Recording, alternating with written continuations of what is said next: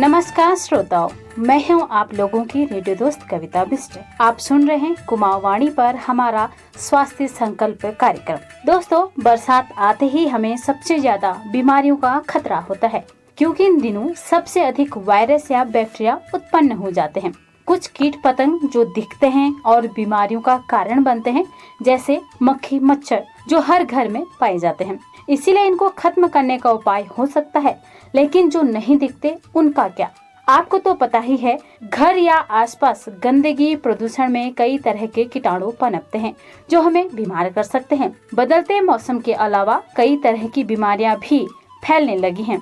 जैसे अभी देश भर में कोरोना से जो कोहराम मचा था, उसे हम कैसे भूल सकते हैं। आप तो जानते हैं, कोरोना वायरस ने हमारे देश का बड़ा बुरा हाल किया। देश के अर्थव्यवस्था के साथ ही स्वास्थ्य व्यवस्था को भी अत्यधिक नुकसान हुआ। जैसा कि आप जानते हैं, कोरोना वायरस को एक महामारी घोषित किया गया है। आज कोरोना वायरस के मरीजों में काफी हद तक गिरावट देखने को मिली है, लेकिन यह फिर भी हमारे आसपास मौजूद है। दोस्तों, किसी भी महामारी से हमारी लड़ाई बहुत ही आसान हो सकती है अगर हम कुछ विशेष बातों का ध्यान दें। हम सतर्क और जिम्मेदार रहें, साफ सफाई और स्वच्छता का ध्यान रखें। ओह अच्छा, वह कैसे?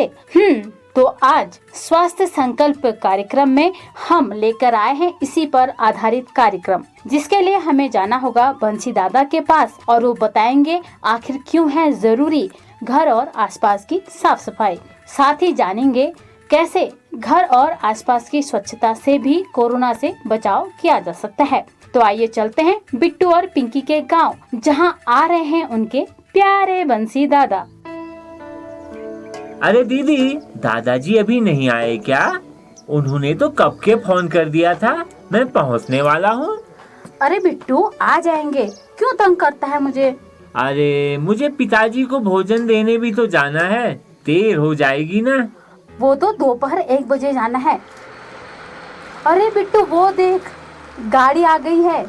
छी दीदी, गाड़ी से कितना काला धुआं निकल रहा है। छी छी छी छी छी, थोड़ा दूर हटो, सारा धुआं मुंह में चला जाएगा। वो देख, दादाजी आ गए। बंसी दादा आ गए, बंसी दादा आ गए। दादाजी प्रणाम। अरे जीते रहो। दादा, मैं आपका सामान उठा लूं? अरे नहीं नहीं, बहुत भारी सामान है, उठा पाएगा? दादाजी, अब मैं छोटा नहीं रहा, मैं बड़ा हो गया हूँ। आपका सारा सामान मैं उठा सकता हूँ, बस थोड़ा हल्का हल्का दे दो। अच्छा, तो हल्का सामान ले लो। दादाजी दादाजी, क्या है इसमें? इसमें तुम्हारे लिए शुद्ध देसी घी के लड्डू हैं। दीदी दीदी, लड्डू आए, दादाजी लड्डू लाए। अरे अच्छा, पिंकी तुम्हारी माँ कहाँ है भाई? वो देखो दादाजी, माँ आ गई है आपको लेने। काका पहला। जीते रहो बेटी। यह क्या, तुम बीमार हो क्या आजकल? अरे नहीं नहीं काका, थोड़ी सी हरारत सी हो रही है। लाइए काका, ये बक्सा मैं ले जा दूंगी। नहीं नहीं, ठीक है, तुम यह थैला ले लो। लो लाओ। ये देखो देखो दादा, जो आपने पेड़ लगाया था ना, कितना बड़ा हो गया है, बिल्कुल देखो मेरी हाइट के बराबर। अरे वाह बिट्टू, तूने तो बड़े संभाल कर रखा है। अब तो जल्दी जल्दी फल भी आ जाएंगे भाई, फिर खूब आनंद लेगा इसका, ठीक है? हाँ दादाजी। बंसी दादा, पता है आपको? क्या है भाई? पिताजी ने एक नई दुकान खोल दी है। अच्छा, वहाँ पर भी तरह तरह के फल और खाने की चीजें मिलती हैं। बिट्टू, दादा को कैसे पता होगा? तूने तो बताया ही नहीं। अरे हाँ, मैं तो भूल ही गया बुबू। दादाजी, ये लीजिए, पानी पी लीजिए। अरे ना ना, मेरा वो थैला ला जो सामने रखा है, उसको यहाँ ला। मेरी पानी की बोतल उसमें है, पहले उसे खत्म कर लेता हूँ। पानी की बूंद बूंद कीमती है भाई, इसीलिए पहले इस पानी को खत्म करूंगा। लाओ दादाजी, ये बोतल बाहर फेंक आता हूँ। ना ना, इस बोतल को अभी तो और प्रयोग में लाया जा सकता है। पर दादा, इसका ढक्कन तो टूट गया ना। तो क्या हुआ बिट्टू, हम इसको फ्लावर पॉट यानी फूलदाना या पेंसिल, चम्मच, चाकू रखने का स्टैंड भी बना सकते हैं। अरे दीदी, इतनी सारी बोतल रखी तो हैं, अब इसको रहने दो ना। बिट्टू, तुम्हें पता है प्लास्टिक हमारे वातावरण के लिए कितना खराब है? यह हमारे वातावरण को बहुत दूषित भी करता है। इसीलिए प्लास्टिक का कम से कम इस्तेमाल करना चाहिए। बिट्टू, हमारे आसपास जितना ज्यादा प्लास्टिक होगा उससे प्रदूषण उतना ही बढ़ेगा और ऑक्सीजन की कमी भी होगी, जिस कारण से बीमारियां बढ़ जाएंगी।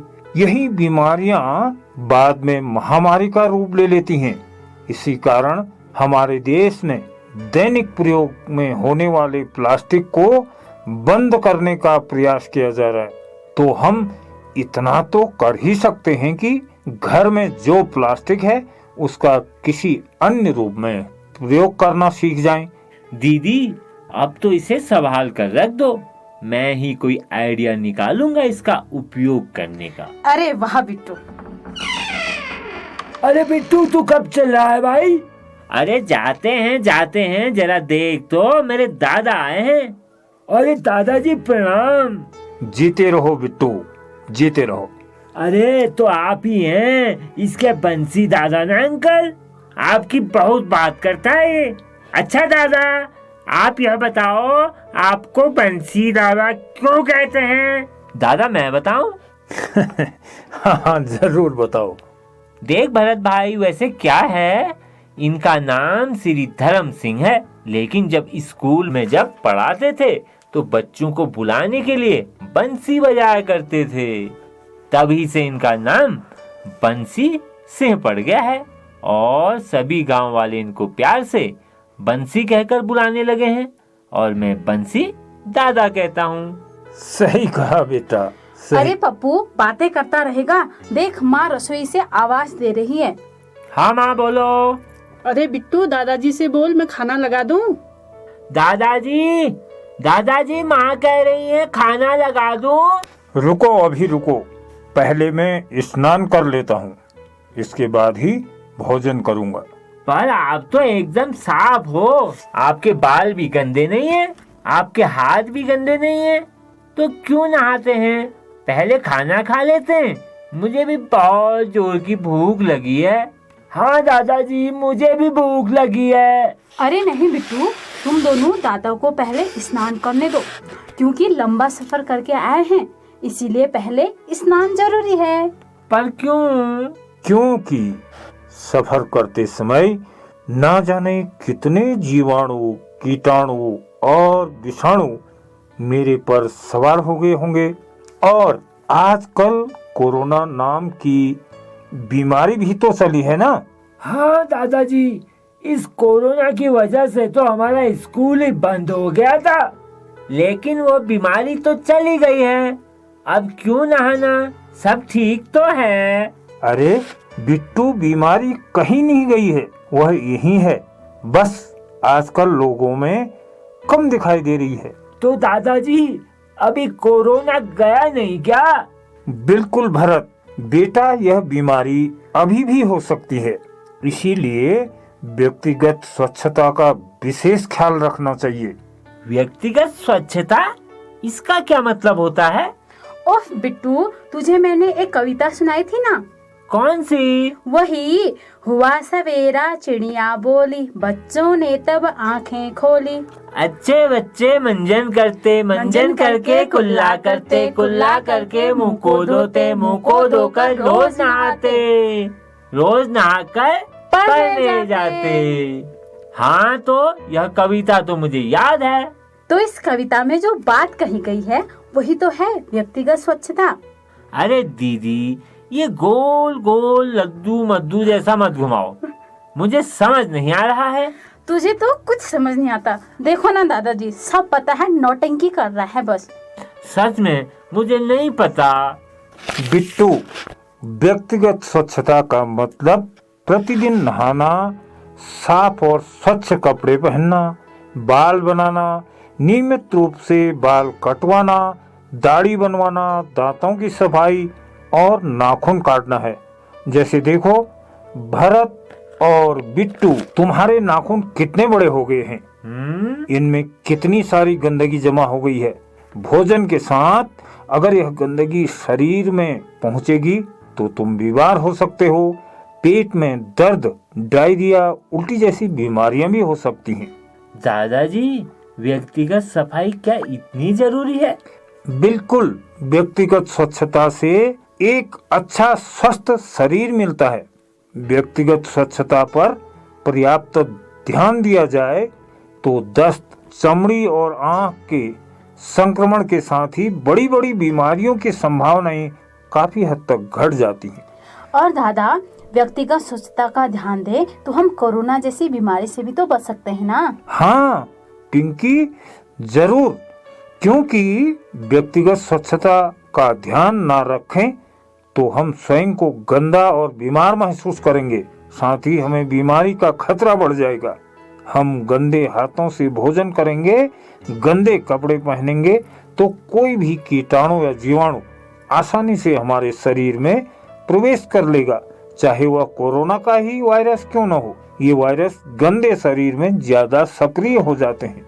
हाँ दादाजी, हमारी बहन जी ने भी हमको कहा था कि तुम बार बार साबुन से हाथ धोना ताकि तुम्हें कोरोना ना हो सके, और जब भी घर से बाहर निकलो तो मास्क का प्रयोग करना है।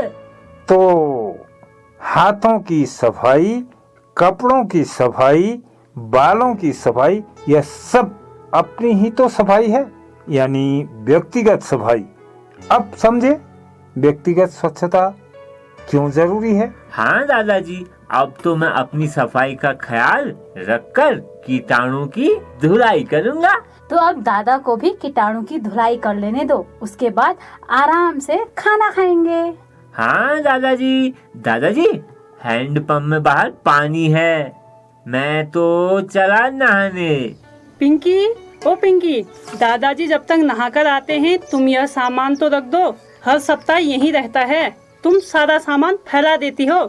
रविवार आया नहीं, बस ये सामान। ओहो माँ, इसको सामान फैलाना नहीं, घर की सफाई करना कहते हैं। आपको तो मेरा हर काम खराब ही लगता है। अरे बहू, क्या हो गया, क्यों बरस रही हो पिंकी पर। अरे काका, रविवार आता ही इसकी झोला झंडी खुल जाती है। ये नहीं रविवार है तो खेती बाड़ी में भी तो मदद करनी चाहिए ना। दादा आप ही बताओ, घर की साफ सफाई काम नहीं होता? रविवार ही तो मिलता है ना जब घर की अच्छे से सफाई हो पाती है। अरे झाड़ू तो रोज ही लगाती हो ना, अब बाकी क्या बचा है। माँ, झाड़ू के अलावा भी तो होता है, घर की लिपाई करना, कपड़े धोना, बिस्तर को धूप लगाना, रसोई की सफाई, चादर, पर्दे, कितना कुछ है। आप ही बताओ दादा, अगर घर में साफ सफाई नहीं होगी तो क्या अच्छा लगेगा? बिल्कुल भी नहीं। घर की स्वच्छता करना तो एक अच्छी आदत है जो हमें हमेशा खुश रखती है, घर में सकारात्मकता लेकर आती है, साथ ही रोग उत्पन्न करने वाले कीटाणुओं को भी घर से दूर रखते हैं। अब कोरोना के समय ही देख लो, क्यों बार बार कहाँ जा रहा था। घर को साफ स्वच्छ रखो, घर में कीटाणु जीवाणु नाशक तरल पदार्थ का प्रयोग करो, इसीलिए ताकि घर में कोई भी कीटाणु उत्पन्न ना हो। मैं तो कहता हूँ बहू, तुमको तो खुश होना चाहिए कि पिंकी घर की सफाई का ध्यान देती है। काका वो तो है, तभी तो मैं निश्चिंत रहती हूँ। माँ, मैं पिताजी के लिए भोजन ले जाऊँ? हाँ, यही टिफिन रखा है, और जब तक भोजन ना करे तब तक वहीं रहना, वरना भूल जाओगे।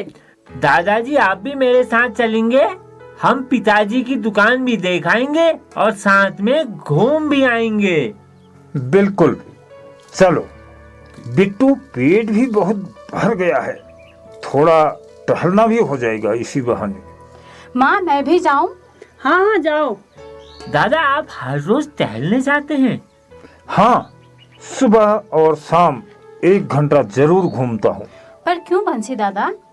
रोज सुबह टहलने से हमारा शरीर चुस्त फुर्तीला रहता है और हमें बीमारियां भी नहीं आती, और रोज रोज चलने से हमारी हड्डियां मांसपेशियां मजबूत रहती हैं। इसीलिए तो अभी भी मैं इतना हट्टा कट्ठा हूँ भाई। हाँ हाँ हाँ, तब तो मैं भी हर रोज टहलने जाऊंगा और मजा आएगा। छी, दीदी ममता स्वीट आ गया, रुमाल तो दो। हाँ बिट्टू, दादाजी आप भी अपना मुंह बंद कर लो। अरे पास में मिठाई की दुकान है और तुम मुंह बंद कर रहे हो भाई। अरे दादा, यहाँ मिठाई की दुकान नहीं है, यहाँ पर बड़ी बदबू आती है, हमने तो मजाक में यह नाम रखा है।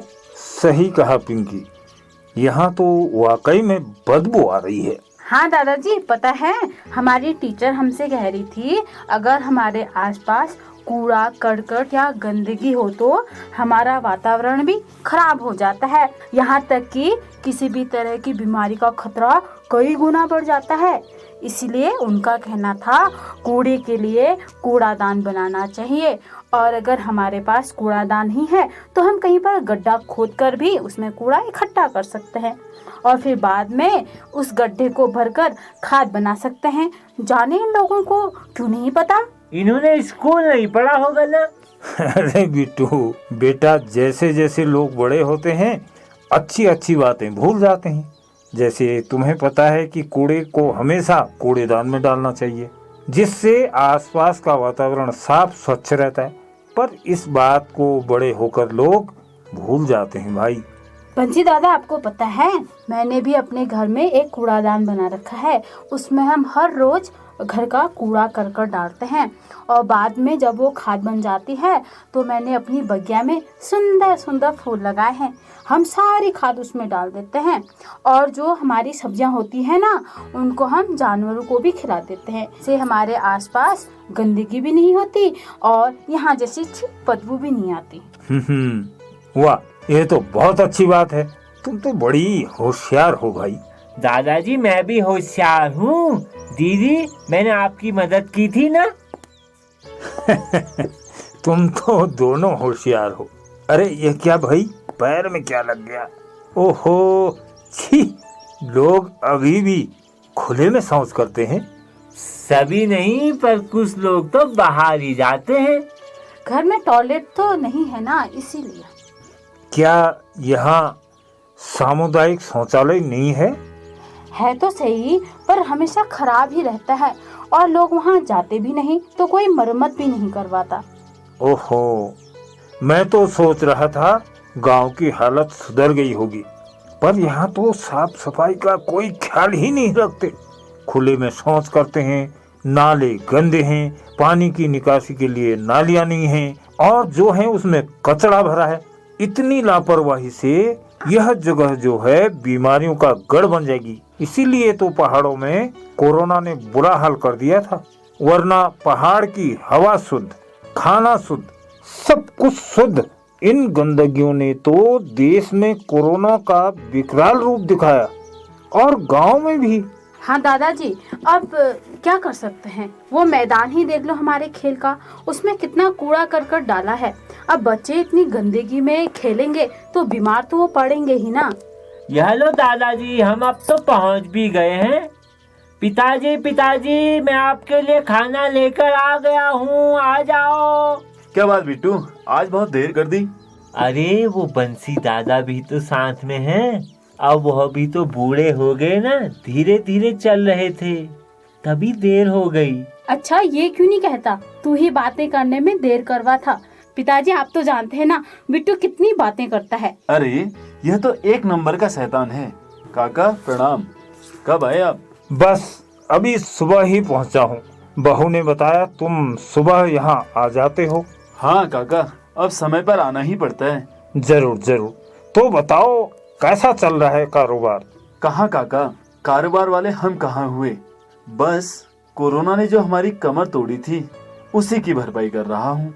बेटा सभी का यही हाल है। खैर नरेश, जगह तो काफी अच्छी है भाई, ये बाजार से थोड़ा हटकर है। हाँ काका, यह पुराने पहचान वालों की ही तो थी। पर नरेश, यहाँ गंदगी तो बहुत है। पहाड़ जैसी जगह और इतनी गंदगी, बाप रे। एक पल के लिए तो ऐसा लग रहा है जैसे मैं किसी शहर में आ गया। कितना कूड़ा तो जंगलों में डाला हुआ है, यहाँ पर भी कूड़े का ढेर लग गया है। क्या करें काका, पहाड़ पर दबाव इतना बढ़ चुका है, खासतौर पर जब से कोरोना का समय आया, सभी लोग पहाड़ों में ही आना चाहते हैं। अब ऐसे में पहाड़ पर लोग आएंगे तो गंदगी भी तो बढ़ जाएगी, और उस पर जब यहीं के लोग नहीं समझते तो घूमने आए लोग कैसे समझेंगे? हाँ, लेकिन नरेश बेटा, इन लोगों को समझाना तो होगा ना। कौन समझाए काका? वह कहते हैं ना, भैंस के आगे बीन बजाना, बस वही हाल है। अरे अरे नरेश, किसके आगे बीन बजा रहा है? अरे कुछ नहीं जगत, काका कह रहे हैं यहाँ आसपास इतनी गंदगी है, तुम लोग इसका कुछ करते क्यों नहीं? अरे काका, आप भी खाली पीली में क्यों अपना जी जला रहे हो? 4 दिन आए हो, घूमो फिरो मौज करो। हाँ बेटा, कह तो सही रहे हो, लेकिन इस तरह की गंदगी में रहने से सोचो हम कितने बीमार हो सकते हैं। मुझे तो चिंता आने वाली पीढ़ी की है। हमारे बच्चों पर इस प्रदूषण का कितना बुरा प्रभाव पड़ेगा। ऐसे माहौल में तो जो बीमारी नहीं है वह भी हो जाएगी। इस गंदगी से पानी प्रदूषित होगा, हवा प्रदूषित होगी, और तुम्हें तो पता है कि कोरोना के लिए प्रदूषित वायु सबसे ज्यादा मददगार है। ऐसे में तुम्हें सावधान तो रहना जरूरी है ना। अरे काका, मैं और नरेश दोनों तो कुछ नहीं कर सकते, इसके लिए तो हम सबको मदद करनी होगी। यहाँ तो कोरोना के समय में 1-2 बार सैनिटाइजर का छिड़काव क्या हो गया, लोगों के लिए वही बहुत है। कभी यह नहीं सोचा कि इस कूड़े करकट का कुछ समाधान निकाला जाए। हमने देखा है बच्चे स्कूल से आते जाते मुंह पर रुमाल रख कर आते हैं। सांस लेना दूभर हो गया है काका। जानवरों को सड़क पर ऐसे छोड़ देते हैं, फिर वह जानवर जब मरते हैं उनसे कितनी दुर्गंध आती है। होटल, रेस्टोरेंट जो लोग चलाते हैं वो कूड़े करकट को जंगल में फेंक देते हैं। अब सोचिए, वही जंगल जो वायु दे रहे हैं उसी को हम दूषित कर रहे हैं।